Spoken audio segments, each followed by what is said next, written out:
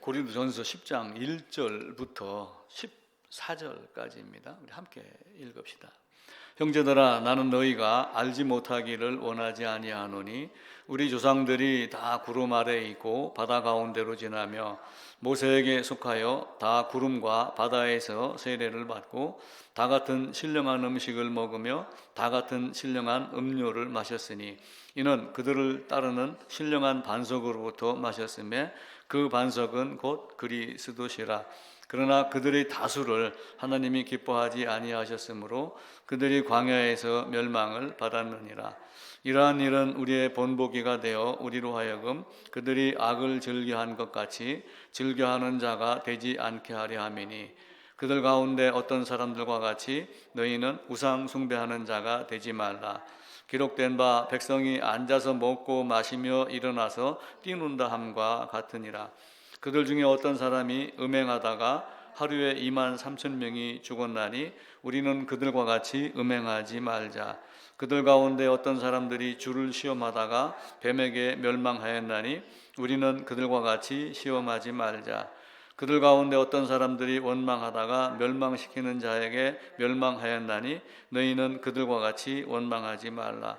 그들에게 일어난 이런 일은 본보기가 되고 또한 말세를 만난 우리를 깨우치기 위하여 기록되었느니라. 그런즉 선줄로 생각하는 자는 넘어질까 조심하라.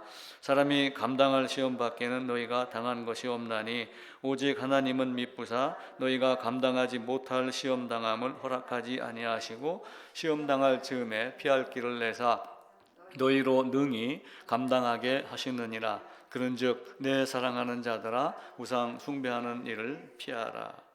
아멘. 하나님이 우리를 시험하는데 넘어뜨리기 위한 것이 아니고 다 시험을 감당할 수 있는 능력이 있는 자들에게 줬다. 그런데도 넘어지는 이유는 뭐냐라고 하는 것은 결국은 하나님 중심이 아니라 사람 중심이기 때문에 그래요. 하나님이 나를 사랑하고 택하셔서 불러내셨으면은 하나님 중심, 말씀 중심 이렇게 살아가야지 되는데, 이제 참 인간이 묘해서 계속해서 자기 중심을 사는 사람들이 많습니다. 오늘 설교 주제는 구약의 말씀과 역사를 통해서 배우는 것인데, 지난주 말씀 중에 일부들이 이제 반복이 되면서 다시 한번 살펴보는 내용입니다. 구약에서는 모세를 통하여 바다에서 세례를 받았다라고 하는 것은 사실은 물속에 잠긴 침례의 의미를 말하는 거거든요. 그리고 문설진방에다가 피를 바르고 나온 사람들이 사실은 너희는 죽은 자야, 다시는 가나안으로 돌아갈 수 없는 자야라고 하면서 물을 통과시켜 놓고 물을 다시 이렇게 메꿨기 때문에 돌아갈 길이 없는 자다. 너희는 세상에 속한 자가 아니라 이제는 나에게 속할 수밖에 없는 자다. 그래서 광야에서 떡을 먹고 물을 마시고 한 거는 이제 반석에서 물 마시는 거, 또 만나 준 거, 이런 여러 가지. 예수님도 이제 만나를 이제 오병이어의 떡을 주시면서 하늘에서 만나를 줬지만 지금은 생명의 떡으로 오셨다, 이렇게 이제 말씀을 하셨잖아요. 그래서 구약 전체가 우리 삶의 이제 본보기가 되고 우리의 삶의 지침이 되고 신약에서 오실 예수님을 미리 가르친 것이 사실은 구약입니다. 근데 구약 따로 신약 따로의 개념이 아니라 여자의 후손으로 오겠다 해서 여자의 후손으로 왔고, 생명을 주겠다 해서 그 생명을 광야의 떡이나 뭐 또 반석에서 나오는 물이나 메추라기나 어떤 그 만나나 뭐 이런 것들로 오병이어를 보여주시면서 내가 바로 그 예수야 라고 얘기를 하는 거고, 베드로는 3년을 배우면서도 그것을 깜빡하고 잊고 이렇게 했지만 바울의 경우는 메시아라고 하는 개념을 철저하게 배우고 있다가 예수는 아니고 다른 메시아라고 하는 구약의 사상을 다 알고 있었죠. 그러다가 어느 날 사도행전 9장에서 그 메시아가 나야라고 하는 그 말에 딱 깨지면서 구약 전체를 꿰뚫고 이렇게 급작스럽게 이제 바뀌는 모습이 되어갑니다. 사도 바울이 이제 이방을 전도자가 되었습니다. 사도 바울이 구원받고 그리고 이제 10몇 년 동안 있다가 이방인에게 전도를 해야 되겠다라고 생각을 해서 이제 안디옥에도 하나님 말씀을 받은 자들이 있다 해갖고 예루살렘 교회가 바울하고 바나바를 이제 보내는 장면이 사도행전 13장의 제1차 전도 여행입니다. 그러다가 이제 이쪽에서 예루살렘에서 이제 바나바하고 바울을 이제 보내죠. 제1차 전도 여행을 보내요. 근데 이제 이때 무슨 사건이 하나가 있었죠? 바울이 갔었고 또 하나는 바나바가 갔었는데 요 바나바의 생질이 있었습니다. 생질 누가 있었냐면은 마가 해갖고 마가라고 하는 요한 마가의 다락방의 이야기를 쭉 했었잖아요. 근데 이제 요 근방에 있다가 요 위에 약간 올라가면 여기에 비시디아 안디옥이라는 장소가 있는데 여기가 가는 길이 굉장히 험난해가지고 여기까지는 왔는데 마가라는 요한이 그냥 집으로 돌아가 버린 거예요. 그런데 바나바하고 바울은 요 비시디아 안디옥에 가가지고 이제 말씀을 선포하는 장면이 사도행전 13장입니다. 그래서 바울이 전하면서 하나님이 세상을 창조한 것 이런 얘기도 있지만 아브라함을 선택을 했고 애굽에서 불러냈고 그리고 만나를 먹였고 또 광야에서 40년 보냈고 사사시대까지 있어갖고 약 여호수아가 가나안 정복하면서 사사시대 오기까지 한 250년 정도의 시간이 있었고 사울을 줬다가 그리고 다시 다윗을 주고 다윗의 후손으로 예수가 왔다. 이렇게 하면 사도행전 13장에 몇 줄로 간단하게 그렇게 이야기를 해요. 근데 말은 기록을 할 때는 그렇게 했지만 말로 할 때는 어쩌면 하루 종일 풀어서 이야기를 한지는 몰라요. 그냥 바울이 그 앉아갖고 3분 만에 구약을 다 설명했다라고 보기는 어렵잖아요. 그렇게 놓고 설명을 하니까 거기에 있는 사람들이 다음 안식일에도 우리한테 이 이야기를 해달라 이렇게 이야기를 해요. 그리고 다음 안식일에 회당에 들어가서 이야기를 하려고 보니까 그 시내에 있는 거의 모든 사람들이 다 모여서 바울의 말을 들으려고 모인 거예요. 바울의 말을 들으려고 모이는 것을 유대인들이 보고 우리가 말할 때는 조금밖에 안 모이는데 바울이 말하니까 온 시민이 다 모였구나 해가지고 시기하고 질투하고 이렇게 하면서 바울을 쫓아냅니다. 다른 사람 유력한 사람을 시켜갖고 비방하고 욕하게 하고 그리고 결국 밖으로 쫓아내 보내고 그러죠. 왜 사람들은 복음을 거부할까? 아브라함을 통해서 온 세상에다가 복음을 전하라 모든 족속에게 모든 민족에게. 예수님도 부활하시면서 마태복음 마지막에 보게 되면은 아버지와 아들과 성령의 이름으로 세례주고 내가 너에게 가르쳐 준 것 온 세상에 전해라 가르쳐라 이렇게 얘기를 해갖고 밖으로 나가서 전하는데도 다들 고난 고통받고 순교당하고 이렇게 죽었어요. 하나님의 말씀을 맡았다고 했는데도 불구하고 왜 바울이 얘기할 때는 그걸 거부했을까? 물론 자기들이 생각하는 메시아가 따로 있죠. 왜냐하면 자기들이 생각하는 메시아는 한 칼에 그냥 로마를 뭐 날린다든지 뭐 이런 메시아를 기대했겠죠. 그런데 이제 그렇게 얘기하지 아니하고 어서 보기에 흠모할 만한 것도 없는 이상한 사람이 목수의 아들이 나타나갖고 내가 하나님이다라고 말은 하고 병은 고쳤는데 결국은 붙잡혀서 죽는 걸 보니까 그게 무슨 메시아야. 근데 사도 바울은 이제 그걸 아는 거예요. 이사야 53장도 알고. 그러니까 그 사도행전 9장을 지나면서 바로 그리스도는 예수야. 예수는 그리스도야를 갖다가 분명하게 이야기를 하는 거예요.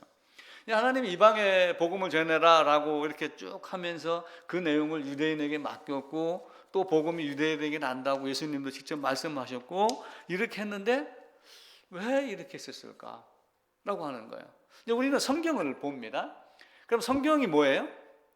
지금의 성경은 옛날하고 다르게 자 성경책 펴입니다. 그럼 성경은 뭘로 돼 있죠? 그러면 성경은 구약 플러스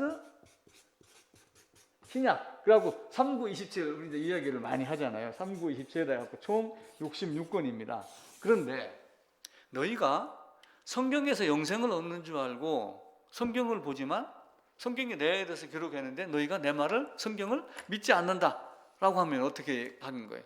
성경이 나에 대해서 증언하는 것이야. 예수님은 그렇게 말씀하셨어요.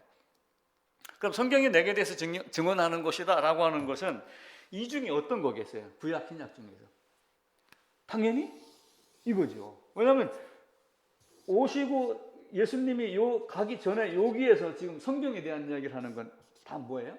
구약에 대해서 이야기를 하는 거예요. 그래서 신약 성경도 보면은 예수님이 말씀하실 때 사복음서에 기록하였으되 뭐 경에 기록하였으되라고 하는 건 다 뭐예요? 구약에 대해서 이야기를 하는 거예요. 그러니까 구약에서 뭘 이야기를 하냐면은 내가 여자의 후손으로 갈 거야 라고 여기서 여자의 후손을 언급을 미리 하셔요. 그리고 쫓아내서 나중에 여자의 후손으로 보는 이게 구약 전부예요. 근데 구약에서 다른 걸 구하려고 하면 안 돼요. 그런데 유대인들은 아마 다른 걸 많이 구했을 거예요. 형식적인 것도 구하고, 또 세상의 삶도 우리는 말씀을 맡았고 우리는 또 하나님의 택자니까 세상에서 최고가 돼야지 돼, 제일 잘 살아야 돼. 신명기에 보면은 재물로는 능력도 주셨거든요. 그러니까 이들이 엉뚱한 생각들을 많이 하고 그렇게 하는 거예요. 근데 너희는 죄인이야. 바울이 얘기를 했었을 때 하나님이 이렇게 해서 애굽에서 끄집어내고 죽었어, 이렇게 하면 얘기를 했겠어요? 왜 죽었는지 알아? 네 죄 때문에 그래, 이 얘기 안 했겠어요? 당연히 했죠. 성경에 기록은 하지 않았지만 전체적인 바울이 쓴 서신서 13권, 히브리서 14권 이걸 본다면은 그 얘기가 반드시 들어갈 수밖에 없는 거예요. 모든 족속이 너로 말미암아 복을 받겠다라고 하는 그 복은 구원의 복이지 세상의 재물의 복, 또 성공의 복, 뭐 이러는 게 아니란 말이에요. 가끔 교회도 보면은 기도 열심히 했더니 뭘 이렇게 해결해 주더라, 뭐 이런 이야기가 나와요. 얼마 전에도 우리 기독교부 신문에 코로나 수기가 하나가 나왔어요.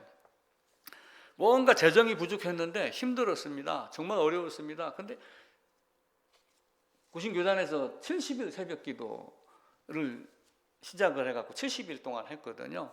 근데 참여한 교회도 있고 참여하지 못한 교회도 있었죠. 근데 실제 70일 동안 참여를 했더니 누군가가 우리 교회에 2천만 원 헌금을 보내주더라. 하나님이 이렇게 역사하셨다라고 하면 복에 대한 개념을 자꾸 그런 쪽으로 이렇게 몰아가시는 분들이 있어요. 물론 하나님이 까마귀로 먹여주시기도 하고 그러니까 어떤 방법으로든 도움은 있습니다. 근데 중요한 건 아브라함에게 얘기한 복과 너희가 축복을 받아야 되는 그 축복은 사실은 구원의 복이지 다른 복이 아닌 거예요. 그래서 구약과 신약을 놓고 신약이 들어가는 시점에서 예수님이 성경에서 나에 대해서 증언하는데 너희는 뭘 아느냐? 그럼 구약이 뭐고 신약이 뭐예요? 역사라고 하는 것이 있어요. 역사를 우리가 일반적으로 이야기를 할 때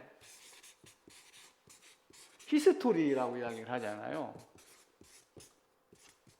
히스토리, 그의 이야기, 그 이야기예요. 그의 이야기, 그의 이야기에서 구약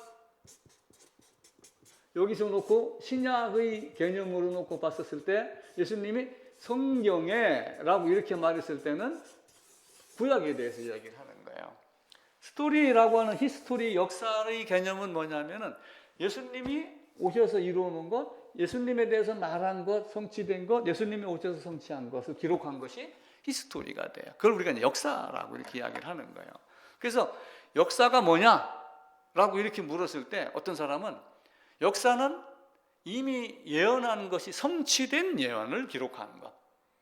하나님이 말씀한 것을 말씀한 것 중에 하나님이 계획한 것 중에 하나님이 예정한 것 중에 다 성취된 것 기록한 것. 그게 역사라고 하는 거예요. 그럼 예언은 뭐냐? 아직 성취되지 않은 역사. 이렇게 보는 거예요. 전체가 다 역사인데 성취된 역사, 아직 성취되지 않은 역사. 이제 우리에게는 성취되지 않은 역사가 뭐가 있어요? 이제는 계시록 앞부분 몇 개 이런 것밖에 없어요. 지금 세상이 너무 좋지만 언젠가는 이것이 새로운 세상으로 바뀌는 그것 말고는 거의가 다 성취가 됐습니다. 그래서 우리에게 항상 예수님이 말씀하시기를 너희는 먼저 그의 나라와 그의 의를 구해라 라고 항상 이야기를 하는 거예요. 왜냐하면 여자 후손 노릇인 예수를 성경 전체에서 가리키기 때문에 우리가 가장 먼저 구해야 되고 성경이 궁극적으로 가리키는 건 뭐예요? 이 성경이 내게 대해서 증언한다라고 하는 그 요한복음 5장에 있는 말씀은 결국은 구속이에요. 아브라함에게 말해갖고 모든 족속이 너로 말미암아 복을 받겠다라고 하는 것은 아브라함과 이삭으로 말미암아 난 자라야 내 씨라 칭함을 받는다라고 하는 것, 그리고 그들을 통해서 시내산에 가가지고 율법을 가르쳐주고 문설주와 인방에다가 피 바르는 그 죽음 안에 들어가 있는 것을 성막으로 계속 가르친 거예요. 이것을 우리가 이제 배워야지 돼요. 그런데 이제 이 기본을 이야기를 하지 아니하고 어디에다가 초점을 맞추는 사람들이 있냐면은 다 아는 거예요. 난 다 알고 있다. 근데 이제 언젠가는 모르지만은 요 종말의 시점이 있어요. 아마 우리는 이쯤 어디쯤 아마 돼 있겠죠. 이건 우리가 잘 모릅니다. 근데 우리 주님이 오실 때 말세에 오셨다라고 이렇게 말씀을 하셔요. 말세에 오셨다. 그러면서 성경 전체가 지금 말세를 이야기를 하고 그럽니다. 그런데 이거 말고 계시록을 알아야지 천국 간다, 이렇게 주장하는 사람들이 있어요. 누군가 알겠죠? 계시록 알아야지 천국 간다고 얘기. 근데 계시록 아는 사람은 나밖에 없다, 이렇게 말하는 사람이 있어요. 그럼 계시록을 많이 봐보세요. 예수님의 피로 제사함 받는 방법에 대해서 이야기가 나오나요? 그런 얘기 없어요. 종말로 가는 순서가 나오고 구원받은 자와 받지 못한 자의 갈림만 나오지 다른 건 이야기하지 않아요. 사람들은 엉뚱하게 생각을 해요. 엉뚱하게. 이사야서 55장에 가게 되면은 어떤 말이냐면은 비가 내리고 이슬이 내리고 해갖고 땅을 적셔서 소출이 내게 하지 다시 하늘로 돌아가지 않는다 이야기를 해요. 근데 실제 빗물이 내려왔다가 하늘로 돌아가지 않나요? 수증기가 가늘게 이끌어온 적하고 물이 순환작용이 있어요.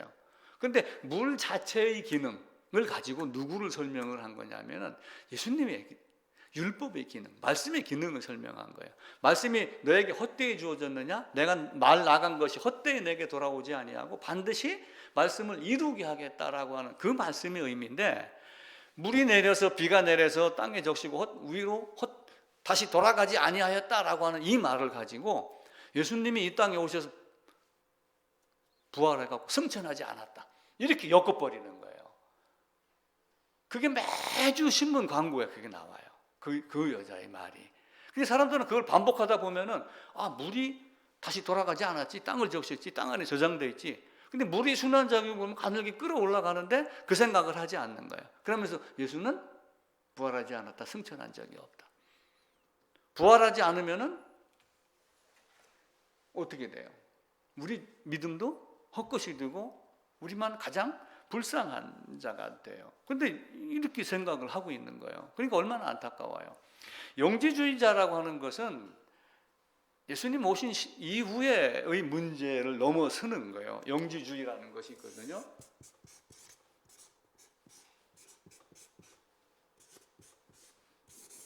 영적 지식이에요. 영적 지식. 어떤 특별한 영적 지식을 갖고 있는 특별한 단체가 있는데 그 특별한 단체에서 주는 그 특별한 지식을 소유해야지 하나님 나라 갈 수 있다. 그러니까 이들은 어떤 거냐면은 육신은 악하고 물질은 악하고 영은 깨끗하고, 그러니까 구약의 하나님은 진노도 하고 심판도 하고 그러니까 악한 하나님, 신약의 하나님은 사랑만 얘기하니까 좋은 하나님, 이런 개념으로 접근을 하는 거예요. 그러면서 이렇게 알아갖고 되는 게 아니라 우리가 얘기한 특별한 지식을 갖고 있어야지 구원받을 수 있어 라고 이야기하는 영지주의 흉내들을 내는 거예요. 지금 이 순간에도. 사도 바울도 그걸 미리 계산을 했어요. 왜냐하면 이런 영지주의 사상들이 사실은 어디서 오냐 하면은 예수님 이후에 영지주의가 번듯하게 드러나면서 구원에 대해서 얘기를 했지만 영지주의 사상이 싹튼 것은 예수님 오기 이전의 헬라 사상부터 그런 내용들이 들어가는 거예요. 그래서 그들부터 사실은 어떤 물질은 악하고 영은 선하고 이렇게 하면서 이상한 현상들이 생기기 시작을 했어요. 사도 바울이 그런 모든 걸 다 꿰고 있으니까 영지주의자가 나올 것이다 생각을 하고 미리 이야기를 해요. 누가 철학과 속임수로 너희를 사로잡을까? 조심해라. 그 철학이 뭐예요? 헬라의 사상이나 어떤 이런 것들을 가지고 너희를 유혹할까? 그런 것들은 세상과 세상의 초등학문을 따르는 것이니까 절대로 거기에 속지 말라. 망령되고 헛된 말, 거짓된 지식 이런 거에 속지 말라. 그런 현상들이 계속 나오는 거예요. 그래서 그런 이단이 있으면 한두 번 훈계해가지고 말 안 들으면 그냥 멀리해라. 그 사람들 매여가지고 거기 쫓아다니면 어떻게 되겠어요? 제가 그래서 지난주도 그 이야기를 한번 드렸던 거예요. 신문이 저에게 배달이 2주가 왔는데 한 번 더 보내면은 다 데리고 나한테 와라. 같이 한번 그럼 성경을 펴놓고 한번 이야기를 한번 해보자 하려고 그랬더니 또 신문을 더 이상 안 보내더라고요. 한두 번 훈계한 다음에 멀리해라. 그래서 그런 데에 너무 매이면은 안 됩니다. 자신의 어떤 지식에 대한 자부심, 논쟁을 일으키고 싶어하는 어떤 헛된 시기, 교만, 어떤 이런 것들로 가득 찬 사람들이에요. 그런데 왜 그들에게 현혹이 될까? 이 땅에 있는 많은 교회들이 그 사람들에게 그 사람의 마음을 충족시켜주지 못한 거예요. 충족을 시켜줘도 은혜, 기복 이걸로 시켜주는 데가 있고 말씀으로 시켜주는 데가 있긴 있어요. 제가 신대원 가기 전에 직장 다니면서 며칠 휴가를 내가지고 성경 통독 세미나에 한번 간 적이 있었어요. 서울이고 전국에서 몰려옵니다. 한 달에 한 번씩은 가는데 지금은 아마 안 할 거예요. 그분이 나이가 많이 들어가지고. 가니까 내가 그동안에 교회 다니면서 듣지 못했던 많은 이야기를 해요. 성경에 대한 이야기를. 서울에서 큰 교회 다니는 사람들도 와가지고 나는 한 번도 못 들어본 말이다, 이런 이야기를 많이 하고 그래요. 그럼 왜 이 땅의 교회들은, 목사님들은 제대로 얘기를 안 하고 새신자반 또 특별히 성경 공부반 빼놓고 나서 주일 예배에서는 맨날 축복의 얘기만 하고 예수 믿으면 잘 살고 이런 얘기만 할까요? 이단이 몰려왔었을 때 이걸 제대로 배우지 못했기 때문에 그들에게 넘어가는 거예요. 이걸 제대로 알면은 넘어갈 수가 없어요. 넘어가는 사람이 바보죠. 하나님은 우리에게 바르게 주기를 원해요. 이스라엘은 늘 그렇게 타락을 했습니다. 구약에도 타락을 하고 신약에도 계속하여 타락을 해나갔어요. 그래서 지난주도 말씀을 드렸죠. 극상품 포도나무를 심었더니 들포도를 맺었더라.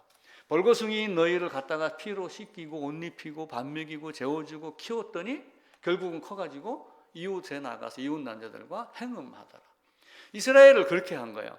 내가 너희를 택한 거는 민족에 강하고 수요가 많아서가 아니라 가장 적기 때문에 너희를 택했다. 그런데 너희를 이렇게 입히고 키워갖고 이렇게 60만 대군으로 가나안을 정복하게 만들었는데 오히려 가나안에 정복해가 들어가서 하는 짓이 뭐였어요? 오히려 그들에게 뺏기고 오히려 그들을 향하여 하나님이 말씀을 줬습니다. 비를 줬습니다. 농사는 누가 지어야 돼요? 내가 지어야죠. 물론 농사 짓는 법을 배울 수는 있어요. 근데 그걸 배우기 위해서 그들에게 우상에게 절하는 방법을 가나안 땅에서는 배웠잖아요. 근데 그것을 하지 말라라고 하는 거예요. 이스라엘을 장자로 맡겼어요. 장자로 맡겼으면 장자 일을 해야죠. 근데 장자 일을 하지 않은 거예요. 나는 장자야. 나는 큰아들이야. 아버지 건 다 내 거야. 여기 선택민족이라고 하는 선민사상만 자기들에게 가득 찼지 실제로 나가는 것들은 거의 없던 거예요.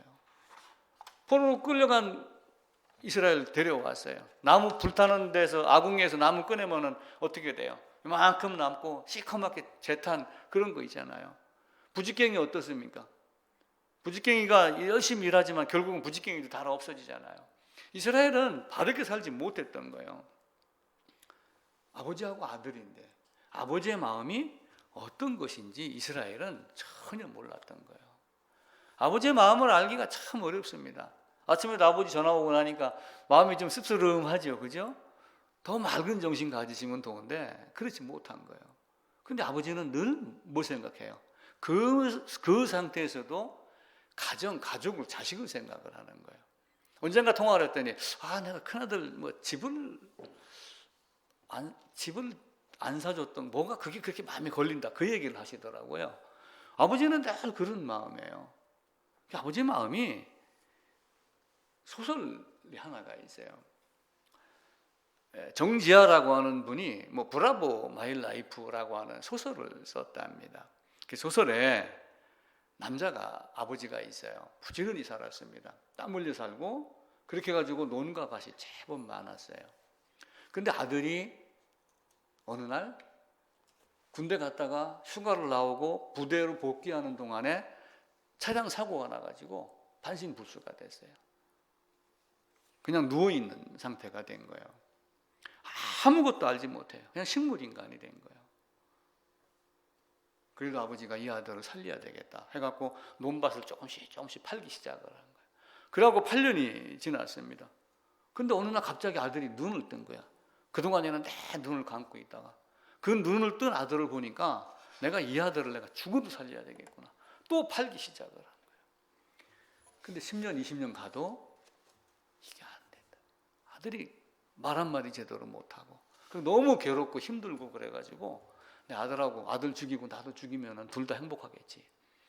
근데 맨정신이 못할 것 같아서 술을 먹고 와가지고 아들의 목을 졸른 거예요. 숨이 이제 막히니까 하는데 갑자기 아들 입에서 조금 있다가 아부 지까지는 안 나오더래요. 근데 그 소리를 듣는 순간 이 사람이 깜짝 놀란 거야. 내 아들이 살아 있었구나. 말은 못하지만은 살아 있었구나. 그래서 둘이 그냥 끌어안고 그냥 울었답니다. 눈물은 흐르는 것만 알았는데 뽐뿌에서 물 튀어나오듯이 이렇게 솟아나올 줄 몰랐다. 소설은 그렇게 이야기를 해요. 그래 놓고 팔고 하나 남은 논 한마지기, 그 제목 또한 부제가 뭐냐면은 마누라보다 귀한 논 한마지기. 그것까지 팔아서 아들 뒷바라지를 했다. 그렇게 20몇 년을 했다. 그 뒤로는 제가 잘 모르겠어요. 그러니까 아버지의 마음이 꼭 그 마음인 거야. 아들이 그렇게 누워있으면 그냥 아이씨 저 새끼 난 몰라. 이게 아니라 끝까지 살피려고 하는 게 하나님 아버지는 그렇게 안 하겠어요? 이스라엘 향해서 그렇게 안 하겠어요? 내가 쫙 구석에서 헤매고 있는 아브라함 불러갖고 이렇게 민주 60만 만들어 놓고 가나안 집어넣어 놓고 훈련시키고 만나주고 반석에서 물 주고 막 이런 많은 능력을 했는데도 이들이 이렇게 곁길로 빠지니까 하나님은 얼마나 마음이 아팠겠어요. 이스라엘은, 우리는 이제 구약 성경을 보고 그걸 배우면서 아버지 마음을 배우는 거야. 아버지가 이렇게 했는데도 이스라엘은 왜 이렇게밖에 못 살았지? 참 못된 놈들. 나는 그렇게 안 살아야지. 이걸 아는 거예요. 그 소설에 어느 분이 평을 했어요. 아버지에게 아들은 잉여인간, 불필요한 인간, 남아서 돌아가가지고 그냥 수지통에다 버리는 이런 인간이 아니라 다리가 부러졌던 말을 못하던 스물 시군만 있으면은 내 아들은 아들이다. 하나님도 이스라엘이 그렇게 곁길로 빠져나갔지만 끝까지 붙잡고 있어요. 내 손에서 빼앗을 자 있다 없다? 없다. 아무도 없다. 그리고 말 안 들으면은 때린다. 그게 아버지의 법칙이에요. 세상의 부모들이 자식 교육시키려고 하는데 매도되지 말라. 지금 법은 그렇게 가르치고 있잖아요. 그런 법이 어디 있어요? 언제까지 우리가 그런 인권 가지고 살았어요? 그 사람은 집에 가서 자기 자식에게 소리 한 번 안 질렀나요? 하나님은 얼마나 많은 소리를 질렀어요. 얼마나 많은 매를, 몽둥이까지 됐잖아요. 이렇게 하면서 우리를 키우려고 그러는 거예요. 어지러운 세상이 된 거예요. 어지러운 세상 중에 이렇게 찬송가 가사도 있잖아요. 그 어지러운 세상 중에 하나님이 마지막으로 딱 보낸 선지자가 누구예요? 사도 바울이에요. 베드로예요. 3년 동안 가르쳤는데도 제대로 알지 못했어요, 베드로는. 그런데 사도 바울은 이미 메시아의 개념을 다 알고 있었기 때문에 딱 하나 깨치니까 그때부터 그는 급격히 변하기 시작을 한 거예요.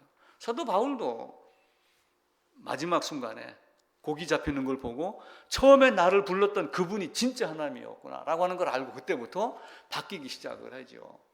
우리도 신앙생활 시작을 합니다.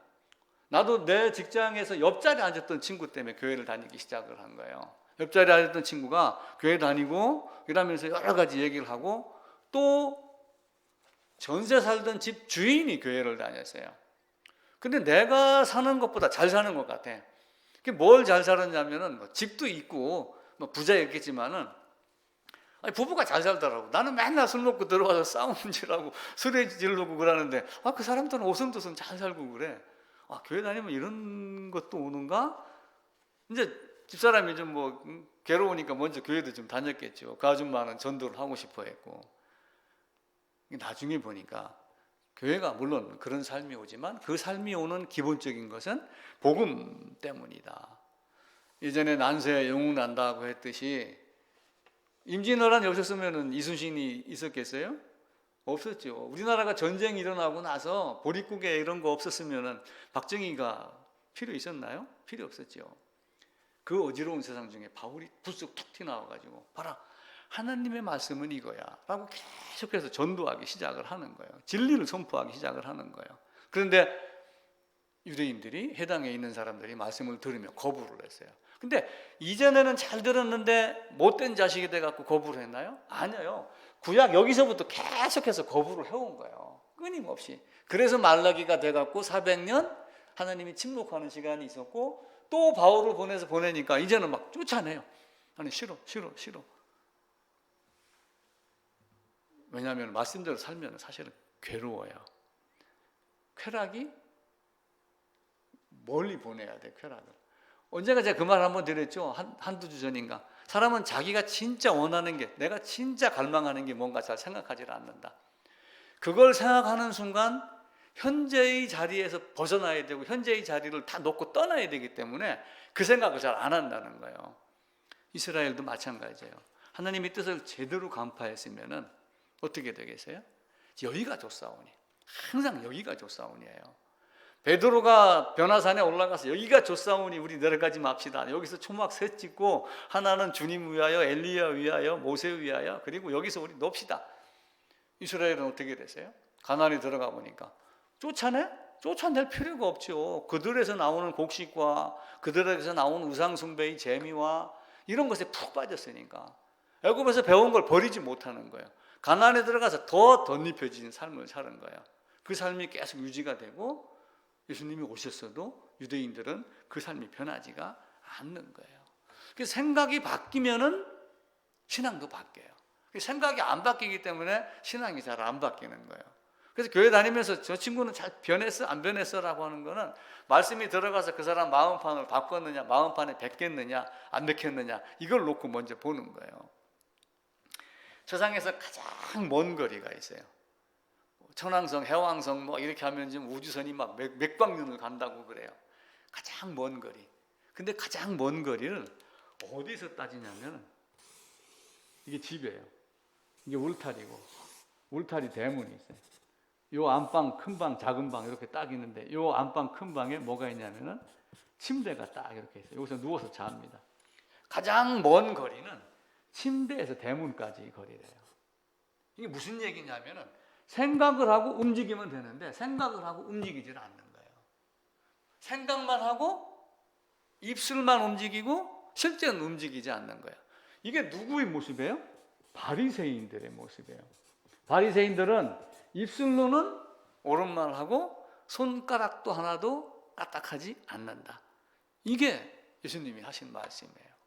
입은 살아서 옳은 소리를 하는데 너희는 저 사람들이 말한 건 따라하되 행동은 따라하지 마라. 이렇게 되는 거예요. 율법을 철저하게 알아요. 구약의 백성이든 신약에서 들어와서 유대인이라고 불리는 자든 서기관, 바리새인 모두가 다 율법을 철저하게 알아요. 근데 그 의미를 모르는 거예요. 지금 교회도 마찬가지예요. 예배 드려야죠. 근데 왜 예배를 드리는가? 내가 예배 드릴 자격이 있는가를 생각하지 않는 거예요. 등록하고 세례 받으면 그때부터는 그냥 천국 백성 이렇게 하면 충성 봉사만 가르치고 있는 거예요. 말은 바르게 하고 행동도 바르게 해야 돼요. 근데 말만 바르게 했고 실제 행동은 어떻게 해요? 하지 않았어요. 대접의 겉은 깨끗하게 했는데 대접의 속은 썩은 것과 방탕함이 많은 거예요. 무덤이 있는데 무덤에 가까이 가니까 좀 지저분하다고 느꼈는지 무덤이 이렇게 비석이 있고 그렇습니다. 잔디가 막 솟아났어요. 그러니까 깔끔하게 가을에 벌초하면 깨끗한 것 같죠. 한여름에 가면 이 속에 벌레도 있고 그래요. 여기 이제 이스라엘은 여기를 돌무덤을 이렇게 해놨으니까 여기를 해치를 해갖고 깨끗하게 보이려고 그러는 거예요. 요 안에는 다 썩은 것, 시체, 뼈 이런 게 있는 거예요. 또 하나는 요 안에만 있는 거예요. 근데 여기는 다 잔디밭이에요. 이런 거 가끔 보면 있어요. 요 안에는 뼈가 가득 찬데 요 안에는 묘인지 몰라요. 너희는 겉과 속이 속은 방탕하고 입은 바른 말하고 그래서 평토장한 무덤과 같이 겉으로 꾸미기만 하는 사람들이구나. 이 바리새인들을 향하여 그렇게 이야기를 합니다. 이들은 경문이라고 그래요. 경문이라고 해서 예전에 여성들 결혼할 때 쪽두리 하듯이 이마에다가 요만한 상자를 올려놔요. 상자 안에는 하나님 말씀을 적어가지고 담아놓습니다. 양피지로. 그래서 이걸 항상 메고 다녀요. 근데 이게 일반적으로는 예배 때를 메요. 안식일 예배 드릴 때. 근데 서기관 바리새인들은 이걸 항상 메고 다녔어요. 왜 그랬을까요? 보이기 위해서. 나는 늘 말씀을 중심으로 사는 사람이야 라고 하는 걸 보이려고 그렇게 했던 거예요. 근데 하나님은 그 짓 하지 마라.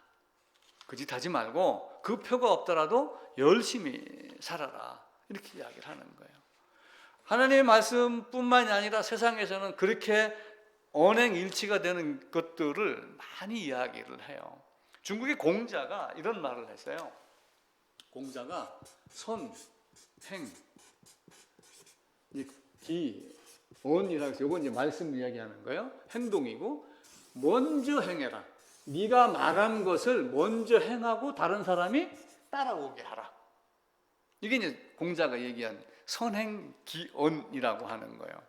나로 먼저 바로 잡게 하고 그리고 다른 사람이 나를 따라오게 하라. 예수님이 바른 길로 먼저 간 거예요.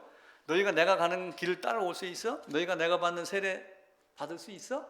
그래놓고 세례를 받으신 거야. 그래놓고 바울을 향해서 뭘 가르쳐요? 너희가 주님과 연합하여 세례 받음으로 주님의 세례와 연합하여 세례 받는 것을 가르치는 거예요. 그리고 너희는 내가 간 길을 그대로 나의 발자취를 바울의 발자취를 따라서 와라. 먼저 고난받고 순교당하고 이렇게 하면서도 꿋꿋하게 자기 길을 간 그 길. 나는 가야 될 길이 있어. 오늘과 내일과 모레는 내가 가야 될 길이 있어. 그러면서 예수님은 여자의 후손으로 오셔서 십자가로 가시는 그 길을 창세전에 나를 예정해 놓고 예수 안에 자기 안에 예정해 놓고 여자의 후손의 입장으로 여자의 후손으로 와서 그 길로 꿋꿋하게 간 거예요. 그리고 마지막 순간에 못 박히는 게 두려워서 그렇게 한 게 아니에요. 주여, 이 고통은, 이 길을, 이 고난을 피하게 해주십시오라고 하는 것은 순간 죄인의 입장에서 아버지와 관계가 단절되고 하는 그걸 두려워서 얘기를 한 것이지 십자가에 못 박힌 아픔 때문에 그런 게 아니란 말이에요. 채찍도 그냥 맞으셨잖아요. 채찍 끝에 뭐가 있어요? 갈고리, 낚싯바늘 같은 게 있어요. 딱 하면 딱 박혀가지고 쭉 당기면 살이 막 뺏겨져 나가요. 바울에게 무슨 얘기를 했냐면은 가시채를 뒷발질하기가 네게 고난이다라고 하는 말씀이 나와요. 바울이 왜 그래 그 말을 들었냐면은 바울이 예수 믿는 자를 가서 계속 족쳤잖아요. 아니야 막 이렇게. 사실은 하나님이 바울을 갖다가 채찍질하는 거예요. 내가 예수다라는 걸 알게 하려고. 그런데 사도 바울은 깨닫지 못하고 스데반 죽이는데 앞장서고 다른 짓들을 많이 한 거예요. 그러면서 사도 바울은 막 분을 내고 공문을 받아가지고 다른 데 가서 예수 믿는 데 잡아갖고 오려고 옥에 가두려고. 그것 하지 마라. 네가 그렇게 하는 것이 네 발로 가시채를 차는 거와 마찬가지다. 그래서 가시채가 뭐냐면은 이제 그 우리 머리 빗는 브러쉬 빗이 있어요. 브러쉬 빗이 이렇게 손잡이가 있고 여기에 이런 게 이렇게 달려 있잖아요. 여기에다가 뭘 집어넣냐면 가시 쇠를 박아가지고 앞에 말 짐승이 갈 때 말 안 들고 그러면은 툭툭툭툭 때린단 말이에요. 마차 몰고 갈 때 앉아갖고. 근데 말이 저 가시가 나를 때려 해갖고 뒷발질로 이걸 차면 어떻게 되겠어요? 지발만 아프죠? 그 얘기가 가시채로 뒷발질하면 너만 고난이다. 바울은 그걸 모르고 계속 뒷발질한 거예요. 그러다가 네가 누구야? 나는 네가 핍박하는 예수야 라고 하며 메시아에 대한 개념이 딱 깨지니까 앞장서서 선행을 한 거예요. 하나님이 말씀한 것 그리고 내가 아는 걸 내가 복음을 전하며 말하고 그것을 그대로 내가 먼저 따라하고 너희도 나와 같은 고난을 우리 주님이 주시는 사랑과 은혜 안에서 너희도 이길 수 있다 라고 하는 건데 우리는 빌립보서 4장에 있는 말을 다른 데다 적용을 해서 예수 안에서 승리할 수 있다. 예수 안에서 새벽 기도하고 뭐하고 하면은 서울대학교는 문제없다. 이런 쪽으로 지금 자꾸 생각을 하는 거란 말이에요. 하나님은 우리에게 그렇게 이야기를 하지 않았어요. 먼저 내가 어떤 사람인가를 가르치는 거예요. 공자도 이런 얘기를 했죠. 간디가 있어요. 인도의 간디. 인도의 간디는 뭐 평화주의자 뭐 이렇게 해가지고 유명한 사람입니다. 간디가 하루는 앉아 있는데 한 엄마가 아기를 데리고 와가지고 요놈이 너무 자꾸 설탕을 먹고 사탕을 입에다 물고 살으니까 우리 저 동네 어르신 이장님이 회장님이 이 아이에게 사탕 좀 적게 먹게 얘기 좀 해주세요. 그 간디가 가만히 있다가 3주 뒤에 오세요. 이렇게 하고 돌려보냈어요. 이제 이야기가 두 가지예요. 그때 간디 안에 사탕이 있었다 입안에. 그래서 말을 못하고 돌려보냈다. 이야기가 있는데 이걸 가지고 기준으로 하면은 간디가 그 아이를 돌려놓고 나도 내가 지금 먹는 설탕을 덜 먹을 수 있을까? 라고 3주 동안 실천을 해보니까 실천이 되더라. 그래서 3주 후에 아이가 왔었을 때 얘야, 내가 3주 동안 해보니까 줄이는 게 가능하더라. 너도 한번 줄여봐라. 이렇게 얘기를 했다는 거예요. 그만큼 선행을 먼저 하라는 거예요. 예수님은 어떻게 했어요?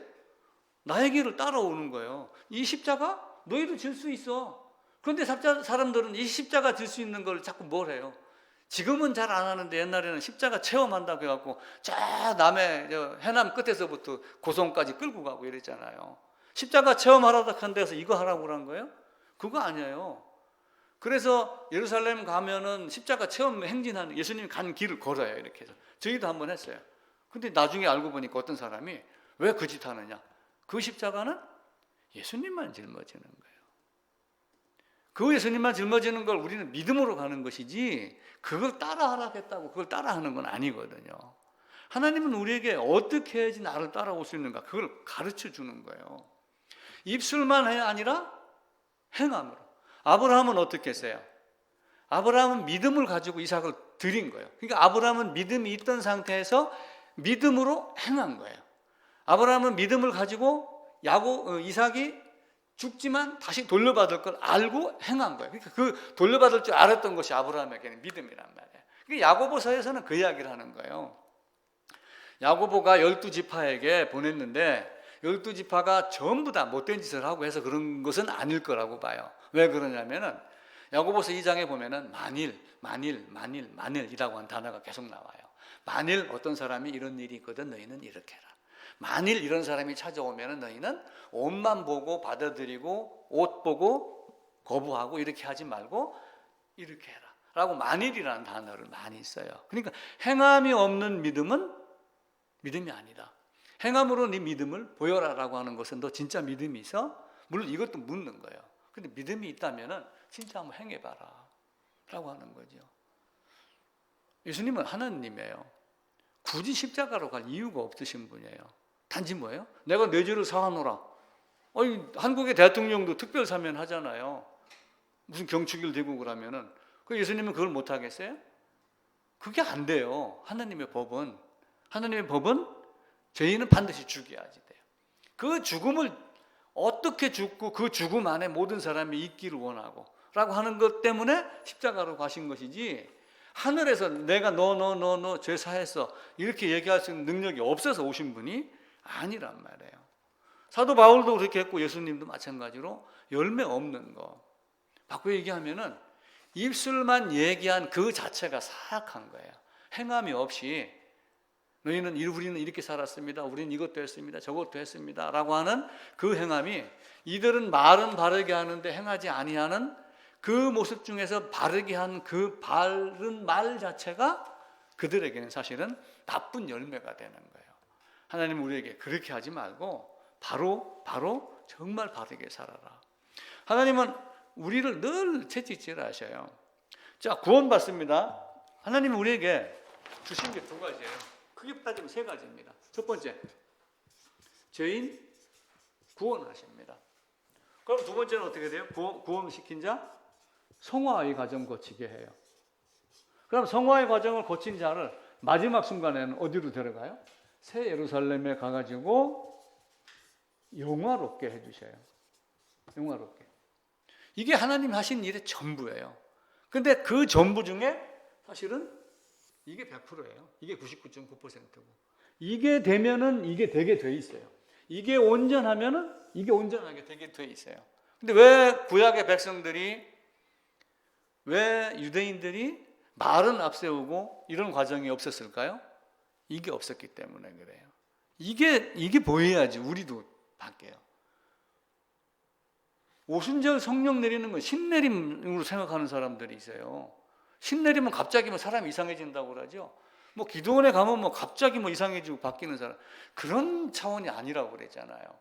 복음을 전하고 싶어갖고 그 답답한 그 심정, 그래갖고 나도 모르게 저 앞에 있는 일본인이 있는 걸 알고 일본말이 튀어나오고 하는 그걸 얘기를 하는 것이지, 방언은 다른 게 아니란 말이에요. 오순절을 사람들이 착각하고 있기 때문에 그렇게 돼요. 그러면 구원은 누가 해주는 거예요? 나의 믿음이지만 하나님의 역사예요.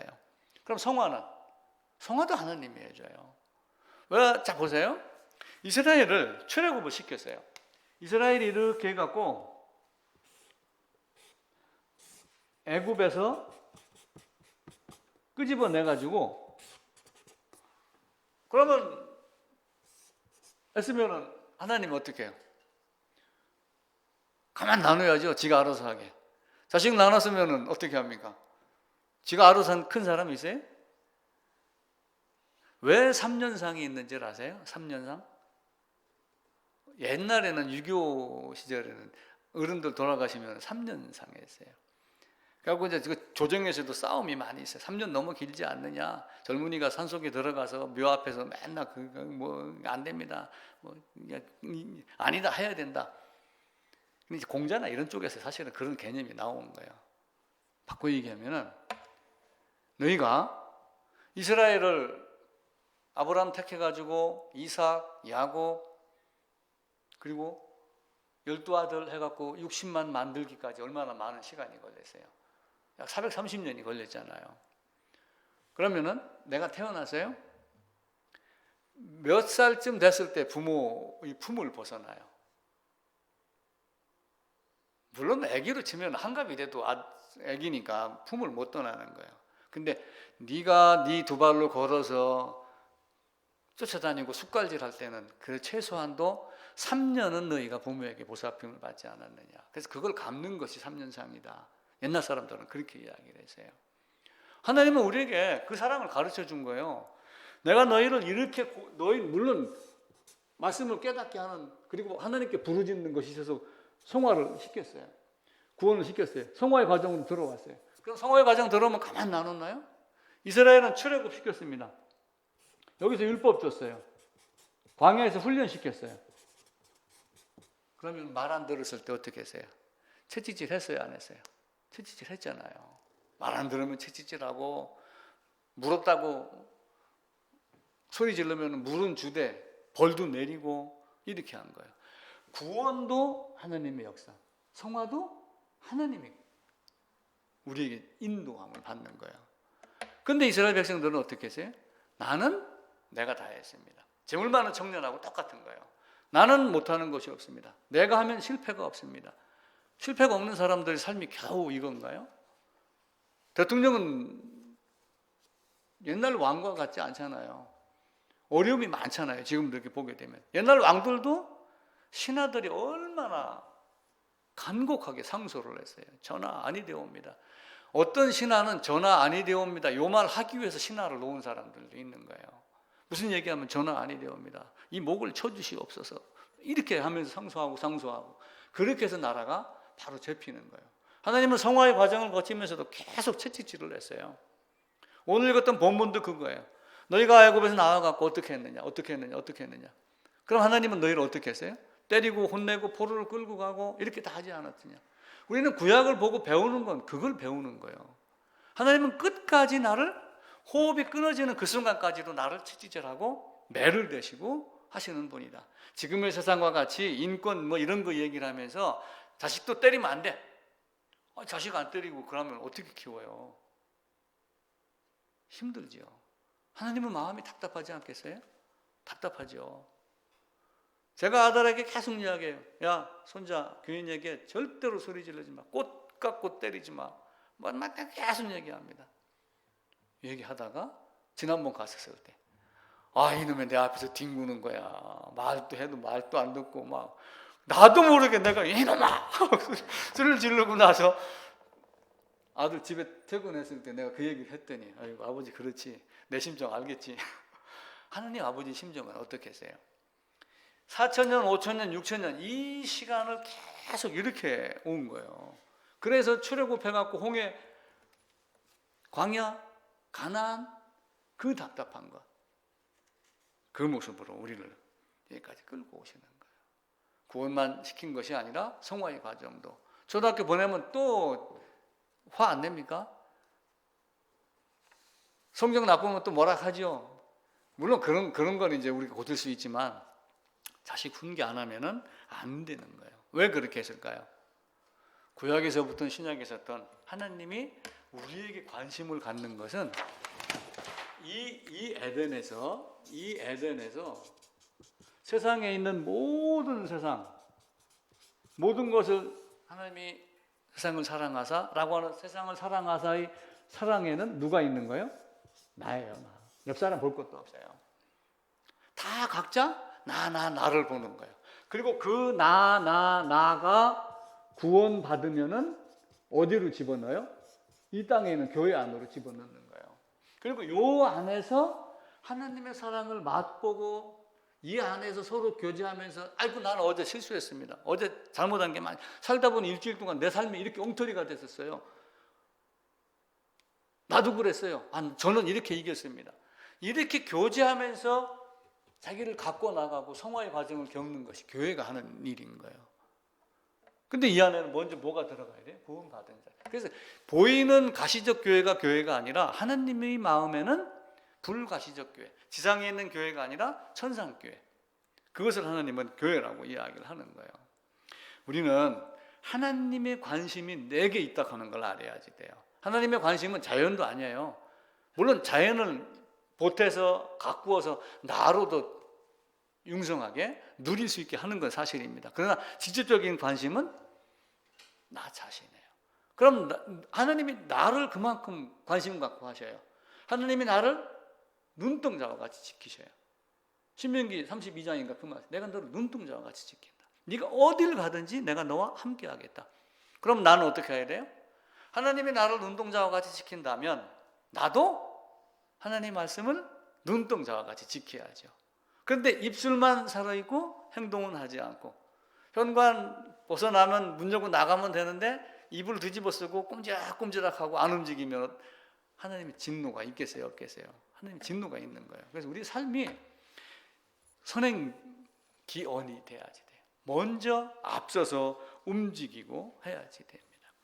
산에는 높은 산도 있고 낮은 산도 있어요. 그런데 바다에 가면은 빙산이 이렇게 있잖아요. 이게 1이고 이게 9예요. 요 보이는 2를 만들려고 사실은 9가 고생을 하는 거예요. 이제 물을 우리가 이제 창조할 때 이야기 잠깐 드렸어요. 물을 얼리면서 요 안에 있던 분자의 배열이 이렇게 틀려져 가지고 90%는 가라앉고 물을 머금고 나머지 1%는 뜨게 이렇게 되어 있어요. 근데 이걸 가지고 우리의 마음, 우리의 생각, 우리의 성품, 우리의 심성, 이런 어떤 인격, 이런 여러 가지를 여기다가 비유를 해요. 여기다가. 그럼 여기는 뭐예요? 재주, 드러나는 재주, 손재주, 손흥민 같은 경우는 발재주, 어떤 능력, 말 잘하는 말재주, 이런 많은 것들이 있죠. 그럼 여기서 입술로 얘기를 했는데 그대로 움직이면 금상첨화예요. 사람도 좋은데 얼굴도 좋으면 좋습니다. 몸은 이래 건강한데 허우대만 멀쩡. 옛날 저 새끼는 맨날 허우대만 멀쩡하지 이런 얘기 가끔 했어요. 저놈 저 자식은 말이야 체격은 큰데 체력이 없어. 이런 말 하잖아요. 마음도 좋고 얼굴도 좋고 이게 다 있어야지 돼요. 근데 마음은 좋은데 능력이 없어. 회사에 가서 보니까 참 사람 착해. 그런데 일할 줄 몰라. 그럼 어떻게 되겠어요? 좀 답답하죠? 일은 잘하는데 거꾸로 된 사람이 있어요. 거꾸로 돼갖고 일은 엄청 잘하는데 쏘갈머리 보니까 이 자식 완전 사기꾼이야. 이런 경우도 있어요. 하나님은 이 두 가지를 다 갖추라는 거예요. 말도 하고 행동도 하고. 근데 그 말이 사실은 하나님 말씀으로 오랫동안 길들여지고 훈련받고 이렇게 해서 나오는 행동이 되면은 하나님 앞에 얼마나 좋겠는가. 우리는 요 감추고 평토장한 무덤, 해칠한 무덤, 대접의 안, 겉은 깨끗하게 하는데 여기는 보여주질 않는 이런 것들이 굉장히 많아요. 하나님은 그렇게 하지 말고 같은 사람이 되라. 내가 관심 있는 건 바로 너야. 사도 바울도 그 얘기를 한 거예요. 물론 사도 바울 시대에 사도 바울은 이 교회 저 교회를 다니면서 때로는 가난한 힘들고 흉년이 들고 하는 교회가 있었을 때는 이쪽에서 연보를 걷어가지고 이쪽에다가 갖다 주기도 했어요. 자기가 직접 배달도 갔고. 그래서 너희가 이렇게 유대가 예루살렘에가 흉년이 들었을 때 유대로 말미암아 예루살렘으로 말미암아 말씀을 받았는데 거기가 흉년 들었을 때 우리가 물질로 보답하는 게 맞지 않느냐 이렇게 얘기를 하는 경우도 있어요. 그런데 궁극적으로는 뭐예요? 하나님은 사도 바울은 하나님 말씀을 가지고 이야기를 해요. 내가 원하는 것은 너희니라. 사도행전 17장에 가면은 내가 원하는 건 너희 재물이 아니라 너희니라. 너희가 그 연보쯤 한다고 해갖고 내가 그것 때문에 가는 게 아니라 너희 때문에 가는 거지 다른 것 아니다. 하나님은 손으로 지은 전에 계시지 아니한다. 하나님은 무엇이 부족한 것처럼 사람의 손으로 섬김을 받으시는 분이 아니다. 이렇게 딱 잘라서 이야기를 해요. 우리의 삶도 우리의 교회도 그런 모습으로 바뀌어야지 돼요. 행함이 없으면 믿음이 문제가 돼요. 나 행함으로 보일 거야. 너도 행함으로 네 믿음 한번 보여봐. 그 믿음을 보여주는 요 안에 있는 요 구가 우리 안에 얼만큼 찾는가 안 찾는가가 우리의 삶이 달라지기 시작을 하는 겁니다. 그래서 어떤 일을 할 때 항상 말을 하면은 뱉어야 돼. 항상 언행 일치가 돼야 돼. 마음의 성품과 내면의 성품과 애관으로 드러나는 행동이 항상 일치가 돼야 되고 또 어떤 일이 있을 때마다 생각을 하고 아까 내가 이 말 했었지? 그럼 해야 돼? 안 해야 돼? 또 내가 설령 이 마음을 품었더라도 어떤 일이 닥쳤을 때는 할까 말까? 이런 거 할 때는 항상 자기가 생각을 해야 돼. 이게 그릇이 저 사람은 그릇이 커. 이게 크다는 얘기예요. 이게 크다는 얘기는 생각하는 능력이 있다는 얘기예요. 생각하는 능력은 어디서 나오냐면 철학의 힘이에요. 그래서 주님 오시기 이전에 신구약 중간사 400년 동안은 사실은 그런 인문학 사상이 엄청나게 발달을 한 거예요. 그때 발달한 그 인문학 사상을 기준으로 지금도 그 사상을 꾸며서 조금 보완해 나가는 거지 거의 그때 당시에 모든 사상들이 다 나왔어요. 이걸 너희가 먼저 해라. 갈림길이 있습니다. 길을 가다가 이리가 여기는 커튼이 젖어서 안 보여요. 이쪽에는 여기에 지금 뭔가 있습니다. 근데 여기는 뭔가 있는데 안 보인다고 생각해 보세요. 뭘 가지고 가야 돼요? 요 안에 있는 그래서 아까 빙산 얘기를 드렸잖아요. 빙산 사람이 이렇게 있으면은 요 마음이에요. 요게 이걸 가지고 여기를 선택을 하라는 얘기예요. 항상 선택을 할 때 어떤 일을 앞두고 하나님 말씀을 보고 읽고 행동으로 나갈 때도 먼저 스톱해라. 먼저 멈춰라. 그리고 그 다음에 싱크해라. 생각해라. 그리고 추주해라. 골라라. 이거였지. 이걸 가지고 고르는 거예요. 구약의 백성들은 이걸 다스리지 못한 거예요. 신약의 유대인들도 마찬가지고 신약의 많은 성도들도 이게 굉장히 어려운 거예요. 저도 이게 굉장히 어려워요. 어떤 때는 맨날 평화스러운 얼굴 하다가 어떤 때는 갑자기 막 화도 내고 이걸 다스리지 못할 때도 굉장히 많아요. 선택 앞에서 늘 그런 고민을 많이 하는 거예요. 스톱. 포즈라고 해서 일시 멈춤. 요즘에는 횡단보도 건널 때 우회전할 때 항상 차가 슬슬 가도 안 된대요. 딱 멈추고 가야지 된답니다. 동네에서 할 때는 괜찮은데 도심에 나간다든지 만약에 미국에 갔는데 우회전할 때 그냥 한국마냥 갔다 가면 반드시 딱지 맞아서 벌금 물고 그러죠. 그래서 영원한 것 선택할 거냐 일시적인 걸 선택을 할 거냐 이 두 가지를 놓고 세상을 사랑할 거냐 하나님을 사랑할 거냐. 에덴에서 보암직, 먹음직, 탐스럽게 할 만큼 지혜스럽게 보였어요. 똑같은 얘기가 요한 1서에 나와요. 세상에 있는 모든 것이 육신의 정욕, 안목의 정욕, 그리고 이생의 자랑이다. 똑같은 얘기가 나와요. 그런데 왜 그 얘기가 나와요? 세상에 있는 것을 사랑하기 때문에 그래요. 근데 그 사랑하는 것을 디모데 후서 한번 보겠습니다. 사도 바울이 디모데 후서를 이야기를 갖고 이야기를 해요. 345쪽입니다.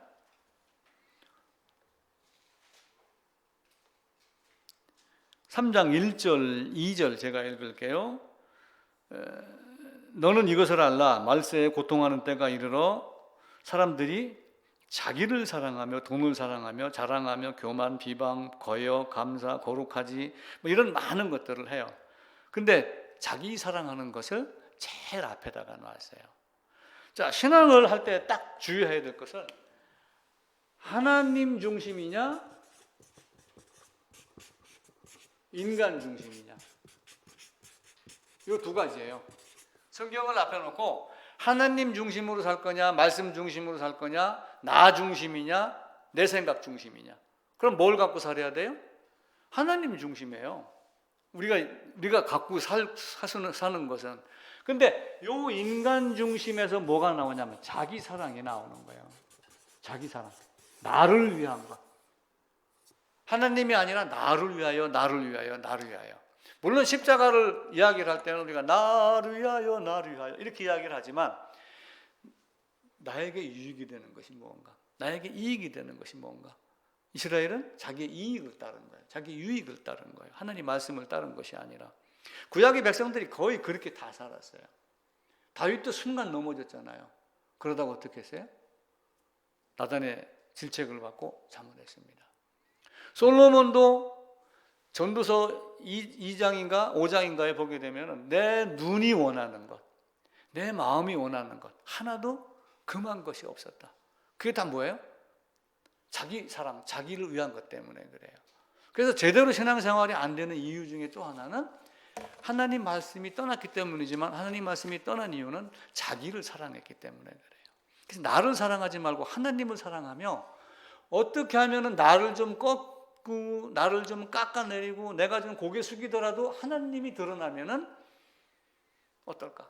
라고 하고 한다면 우리의 삶이 좀 달라지겠죠. 그래서 자기 사랑하는 게 아니라, 물론 자기 사랑해야 됩니다. 나 사랑 안 하면 또 어떻게 살아요? 돈도 있어야죠. 돈도 사랑해야 돼요. 탐욕하고는 다르지만, 그래 집도 사야지, 자식 교육비도 내죠, 신발도 사야죠, 옷도 사 입어야죠, 밥도 먹여야죠. 근데 하나님 중심, 인간 중심. 자, 여기다가 사람을 세워놔 봅시다. 여기다가 사람을 세워놨어요. 그럼 하나님 중심 그러면 눈이 여기에 가 있는 거예요. 그죠? 그럼 인간 중심 그러면 눈이 어디에 가 있어요? 여기 있어요. 인간 중심하고 이쪽에 쳐다보면 하나님께 등 돌림. 그래서 구약에 보면 이스라엘이 하나님께 등을 돌리고 등을 돌리고 등을 돌리고가 몇 군데 나와요. 등을 돌린 게 그냥 자기를 바라본 거예요. 하늘을 바라본 게 아니라 땅을 바라본 거란 말이에요. 하나님이 아니라 자기 유익을, 자기 배를 바라본 거예요. 그렇게 하다 보니까 엉뚱한 모습으로 나오는 거예요. 그래서 우리는 하나님 사랑, 하나님만 봐야 되고, 여자의 후손으로 온 그리스도 예수만 봐야 되고, 그리고 많은 것들을 가져야지 돼요. 구약에서 많은 걸 보고 배웁니다. 구약을 통해 가지고 신약으로 왔어요. 자, 이게 구약, 그러니까 우리는 올드라고 얘기를 하지만 올드는 늙고 병들고 낡고 이런 개념이 아니에요. 예전부터 하나님이 나를 사랑한 사랑을 기록해 놓은 것, 이게 예전 이렇게 해석을 해야지 낡은 것 이렇게 보면 돼야 안 돼요. 이렇게 보면 절대 안 된단 말이에요. 그럼 뉴는 새로운 거예요? 아니에요. 얘도 워낙에 성취가 뉴예요. 여자의 후손이 직접 등장한 게 뉴라고 하는 개념이란 말이에요. 그래서 구약을 통해서, 구약을 역사를 통해서 오늘 읽었던 고린도전서 10장에 보게 되면은 바다 세례 받고 나오고 했는데 계속해서, 그래서 너희는 이렇게 하지 말라, 너희는 이렇게 하지 말라, 너희는 하나님 시험하지 말라, 이야기를 계속 하는 거예요. 이게 옛날 사람들이 또 이야기를 해요. 이 올드, 오래전 것, 예전 것, 이걸 배워가지고 새로운 지식을 가져라. 이게 온고지신이에요. 온고지신. 신이 신식할 때 신이거든요. 지가 지식할 때 지고, 옛 것을 배워서 새롭게 해라. 그러니까 우리가 구약을 배워서 뭘 아는 거예요? 예수님이 우리를 어떻게 사랑했는가, 어떤 방법으로 사랑했는가를 알고 짠! 딱 나타났었을 때 사도 바울은 순간 알아차린 거고, 베드로는 조금 뒤늦게 알아차린 거고, 지금의 사람들은 구약은 옛날 거, 그런데 율법이고 지키면 이렇게 하면서 지금 은혜야 사랑이야 라고 하면서 구약을 지금 떼내버리고 있는 거예요. 대다수의 사람들이. 근데 구약을 갖고 누구를 배워요? 구약을 갖고 누구를 가르쳐요? 모세가 나에 대해서 기록했어. 성경에 영생이 있는 줄 알고 성경을 보지만 너희가 나를 받아들이지 않는 거야. 영생을 어디서 가르쳐요? 구약에서 가르쳐요. 성경에서 영생을 얻는 줄 가르쳐요. 요한복음 한번 찾아볼까요? 요한복음 5장일 겁니다. 예, 맞네요. 요한복음 5장 39절입니다. 151쪽입니다. 39절만 같이 읽읍시다. 너희가 성경에서 영생을 얻는 줄 생각하고 성경을 연구하거니와 이 성경이 곧 내게 대하여 증언하는 것이라. 그러나 너희가 영생 얻기 위해서 내한테 안 온다. 여기에서 예수를 죽으라고 얘기를 한 거예요. 여기서 얘기를. 그렇게 해놓고 짠 하고 오신 거야. 짠하고 오셨는데 안 믿는 거예요, 사람들이. 구약을 통해서 역사적 사실도 배우면서 실패한 것, 나쁜 짓 한 것 안 배운다. 이렇게 배워야 되지만 한편으로는 구약에서 가르친 예수를 계속해서 배우면 신약 예수? 그거 이미 알던 건데? 그렇게 되는 거예요. 초등학교, 국민학교, 중학교, 고등학교 열심히 십몇 년 다녀가지고 수능 딱 보는데 그때 배운 몇 학년 때 배운 거네? 이렇게 되면 그보다 얼마나 좋아요. 문제 유형은 다르지만 지문은 다르지만 푸는 방법을 다른 각도에서 배웠다고 그러면 여기서 풀겠어요? 안 풀겠어요? 풀죠. 구약을 통해서 그걸 배우는 거예요. 레위기 16장에 뭐가 있어요? 짐승의 머리에다가 안수하고, 그죠? 아사셀 점수는 멀리 보내면 못 돌아와요. 그래서 사망에서 생명으로 옮겼느니라. 다시는 내 죄를 기억하지 아니하리라. 다시는 내 죄가 안개와 같이 사라졌느니라고 하는 것을 시청각 교육으로 보여준 거예요. 우리는 구약의 백성들이 간혹 이는 저들을 면해서 사탄에게 내어줬다 이런 이야기가 있어요. 성경 말씀에 보면 이렇게 악한 자들을 사탄에 내어줬다. 바울도 그 이야기를 합니다. 그럼 사탄에 내어줬다는 얘기는 어떻게 돼요? 지옥에 보냈다? 아니에요. 그때 바울이 사용한 이런 자들을 사탄에게 내어줬다. 이 사탄은 당시에 출교를 갖다가 이야기를 한 거예요. 저놈은 교회에서 아주 못된 짓 하니까 너는 성찬 1년간 참여 금지 뭐 이런 거 있잖아요. 치리하는 거. 그걸 사탄에게 내어줬다라고 이야기를 한 거예요. 너가 교회 안에서 그렇게 물을 흘리고 그러니까 앞으로 1년 동안은 집에서 회개하고 있고 교회당 오지 마. 이게 사탄에게 내어줬다. 그 얘기예요. 출교했다는 얘기예요. 그럼 이제 그걸 어떻게 돼야 돼요? 옛날 같은 경우는 학교에만 가서도 한 사람 따돌림 당하면 왕따 당하면 괴롭잖아요. 한 교회 안에서 말씀을 하다가 내가 잘못했습니다 하면 됐는데 아니야 하면 너는 집에서 좀 쉬고 있어. 얼마나 괴롭겠어요. 중세시대에 왜 면죄부를 샀어요? 돈을 내고? 교황이 보내는 줄 알았기 때문에 그렇게 그런 정도로 그때 당시는 어리숙한 시대였단 말이에요. 지금은 안 그렇잖아요. 출애굽해갖고 광야에 나와서 고라 땅속으로 들어갔습니다. 그럼 지옥 갔다? 우리가 그걸 지금 여기서 말할 수 없어요. 저 생각에는. 레위기 16장에서 내가 시청각 교육시켰다고 그랬죠. 구약에 있는 사람들을 사용을 해가지고 일부는 주연, 일부는 조연 이렇게 해서 말 안 듣고 잘못되면 이렇게 돼 라고 하는 것을 가르친 도구로만 쓴 건지 실제로 간 건지는 우리가 여기서 내가 언급을 못해요. 왜냐하면 심판자는 누구예요? 하나님 한 분뿐이니까. 단지 뭐예요? 그걸 교훈으로 삼아서 우리가 어떻게 살아야 될 건가 하는 것을 배워야지 됩니다. 인간은 우리가 물론 살다 보면은 바뀔 수가 있어요. 잘못되기도 합니다. 예를 들어가지고 제가 여기에 5만 원짜리가 하나가 딱 있어요. 이걸 지금 버렸습니다. 지나가다 내가 한 발로 큰 밟았어요. 이거 가지고 빵 5만 원어치 살 수 있어요, 없어요? 가치라는 게 있는 거예요, 가치. 더러운 거는 털으면 돼요. 이거는 집에 가서 다리미로 딱 다리면은 빳빳하게 펴져요. 그래서 먼저는 구원이에요. 성화의 과정 중에 넘어지는 경우 있습니다. 그거 없는 사람은 거짓말이에요. 그래서 그걸 가지고 사람들이 구원받은 자는 무조건 100% 그냥 자같이 살아야지 돼. 이 개념은 없어요. 넘어지기도 넘어집니다. 그 넘어졌을 때 하나님 말씀이 들리면은 털고 잘못했습니다. 죄송합니다. 이렇게 하고서 나오라 그 얘기지 다른 얘기가 아니란 말이에요. 그래서 고린도전서 5장에 어떤 자들이 음행하는 자들이 있는데 아비의 아내를 취하였다. 새엄마겠죠. 새엄마를 하고 잠자리를 같이 한 거야. 그러니까 이런 자는 사탄에게 내어주고 이렇게 이야기를 했어요. 근데 이제 그때 이 사탄이 아까 얘기를 드렸던 대로 출교의 개념이에요.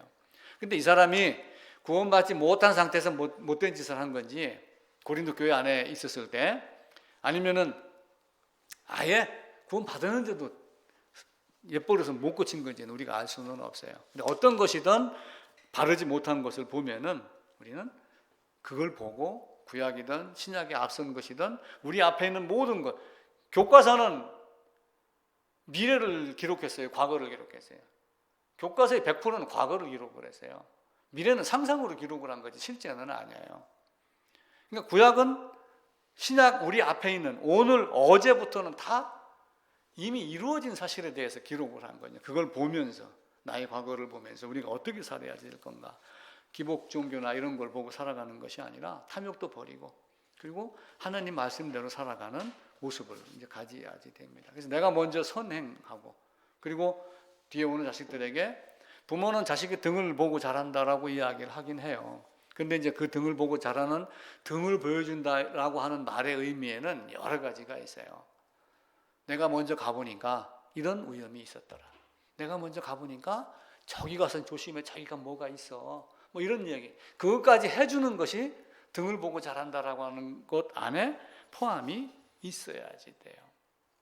강릉에 가면 율곡 이이라고 하는 분이 있는데 강릉에 가면은 이제 있던 그 율곡 선생이 그 경몽요길 자료에 제가 적어놨습니다. 경몽요길이라는 글을 써갖고 뭘 오는 학생들을 가르치기 위해서 쓴 책이 있어요. 경몽, 그러니까 몽사, 꿈몽 얘기하는 거예요.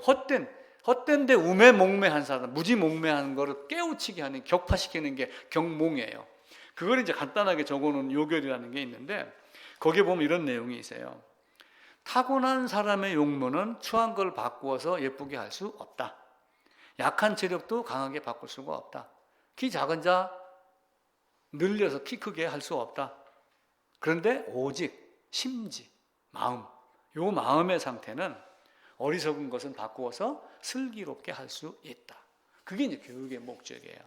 이제 구약을 보고 우리 어제 그 이전의 모든 것을 보면서 나의 과거를 보면서 요 경을 하는 거예요. 경몽을. 그래서 아주 그 중요한 내용.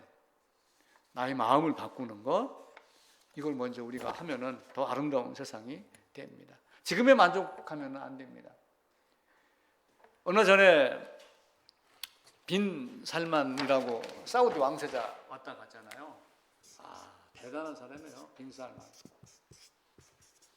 뭐 그전에는 이 사람이 무슨 살인 이런 이제 이렇게 지시하고 막 한 이것 때문에 이제 문제가 많았었는데 제가 자료조사를 하면서 이제 재산이 2,500조래요.